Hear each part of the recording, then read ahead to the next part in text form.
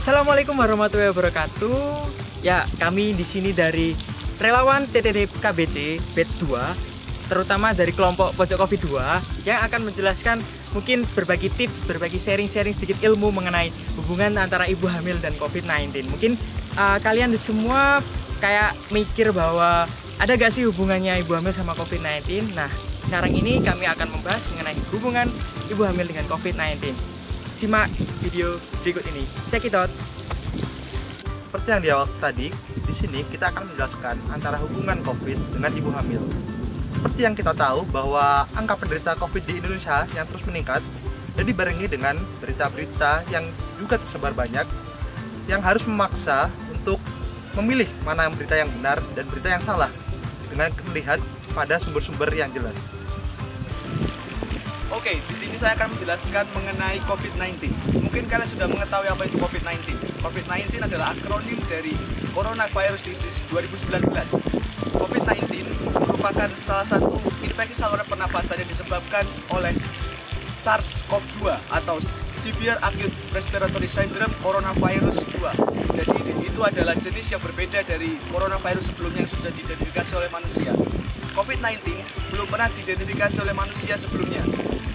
Yang perlu kita tahu, coronavirus itu ada dua jenis. Yang pertama adalah MERS atau Middle East Respiratory Syndrome, dan yang kedua adalah SARS, adalah Severe Acute Respiratory Syndrome. Ya, selain mengenal apa itu COVID-19, kita juga harus mengenal apa gejala buat orang yang terinfeksi dari COVID-19. Nah, gejalanya itu seperti orang yang mengalami gangguan pernafasan akut, ada demam, batuk, maupun sesak. Dengan masa inkubasi 5-6 hari, dan yang paling lama itu 2 minggu atau 14 hari. Nah, untuk kondisi yang serius, bisa terjadi kematian, pneumonia, bahkan gagal ginjal.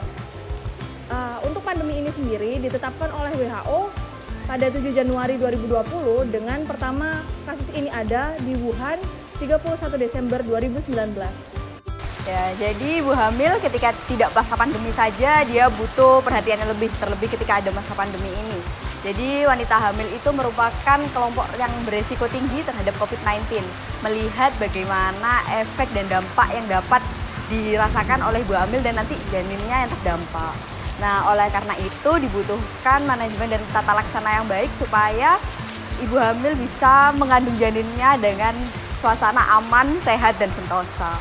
Nah, tadi kan sudah dijelaskan bahwa ada kasus yang dilaporkan ibu hamil bisa positif atau terinfeksi COVID-19 dan juga pada balitanya. Nah, mungkin adanya infeksi COVID-19 tersebut menimbulkan kekhawatiran pada ibu hamil, masyarakat yang luas bahwa ibu hamil itu bisa terinfeksi dan tahun-tahun sebelumnya juga dilaporkan bahwa ada virus corona lain seperti SARS dan MERS yang mana dia menimbulkan mortalitas atau angka kematian itu lebih parah atau lebih tinggi pada infeksi ibu hamil sehingga bisa menyebabkan komplikasi seperti keguguran pada janinnya. Nah, itu termasuk kekhawatiran yang mungkin dirasakan ibu hamil saat ini karena mungkin efeknya yang ditimbulkan sangat tinggi. Namun saat ini belum dijelaskan secara pasti efek yang ditimbulkan oleh wabah baru ini yaitu COVID-19 ini. Ibu hamil dianggap sebagai salah satu faktor atau komorbid di mana orang dapat mudah terkena coronavirus. Trimester 1 dan trimester 3 dianggap atau menimbulkan faktor peningkatan dari faktor inflamasi di tubuh. Dan trimester 2 merupakan penurunan faktor imun di dalam tubuh itu sendiri. Laporan awal menunjukkan bahwa coronavirus dapat meningkatkan faktor kelahiran dini pada wanita hamil. Namun, pada laporan baru-baru ini, pada 116 wanita di Cina dan 467 wanita di Inggris, memang coronavirus tidak meningkatkan faktor kelahiran dini, namun malah meningkatkan faktor kelahiran sesar pada wanita hamil. Penularan secara vertikal dapat didefinisikan sebagai penularan agen infeksius dari ibu ke janin melalui beberapa cara. Yang pertama melalui antepartum, yang kedua melalui intrapartum, yang ketiga melalui postpartum. Namun ada beberapa definisi yang menyebutkan juga penularan secara vertikal dapat terjadi pada saat persalinan maupun pada saat kontak langsung pada saat menyusui. Kebanyakan agen infeksius dapat melalui yang namanya penularan secara vertikal, namun tidak dapat didefinisikan serupa kepada COVID-19 dikarenakan adanya penelitian yang masih terbatas. Namun dari beberapa jurnal menyebutkan bahwa COVID-19 tidak ada kemungkinan untuk penularan secara vertikal dari ibu ke janin. Hal tersebut sudah dapat dibuktikan melalui kejadian outbreak sebelumnya, yaitu adanya outbreak MERS dan juga SARS. Dari outbreak MERS dan juga SARS didapatkan tidak ada penularan secara vertikal. Walaupun seperti itu, ada data menyebutkan dari urutan 50 dan 79%, MERS dan juga SARS itu ada kemungkinan penularan secara vertikal.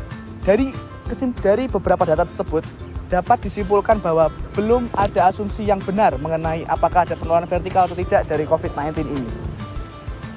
Kita telah sampai di sesi pertanyaan mengenai ibu hamil dan COVID-19. Saya ingin bertanya, apakah COVID-19 bisa menular secara langsung dari ibu ke janin? Jawabannya adalah bisa. Telah ada laporan kasus mengenai penularan dari ibu ke janin, di mana terdapat persentase 3,2% penularan dari ibu ke janin, di mana 7,7% diantaranya positif pada pemeriksaan pada plasentanya. Saya juga mau tanya, seberapa parah sih COVID dapat mempengaruhi ibu hamil? Nah, berdasarkan jurnal yang kami dapatkan, dari hasil penelitian menunjukkan bahwa 0,1% ibu hamil dengan COVID-19, positif COVID-19 itu meninggal dunia. Kemudian 1,62 kali lebih tinggi ibu hamil itu akan masuk ruang ICU, dan 1,88 kali lebih tinggi ibu hamil itu akan beresiko menggunakan ventilator. Bahkan 13% dari ibu hamil yang terkena COVID-19 itu bakal mengalami penyakit yang berat. Itu berdasarkan jurnal yang ada. Seperti itu. Saya juga mau tanya lagi, bagaimana dengan ibu yang memiliki faktor komorbid? Nah, berdasarkan jurnal yang kami dapatkan juga, bahwa ibu hamil yang memiliki komorbid seperti hipertensi kronis, kemudian preeklamsi dan diabetes mellitus, ternyata ibu hamil itu akan beresiko 4,21 lebih tinggi, dia akan masuk ruang ICU, dan 4,48 itu dia akan lebih tinggi untuk menggunakan ventilator. Jadi resiko menggunakan ventilatornya akan tinggi karena tingkat keparahannya itu. Lantas, bagaimana sih efek COVID-19 terhadap persalinan?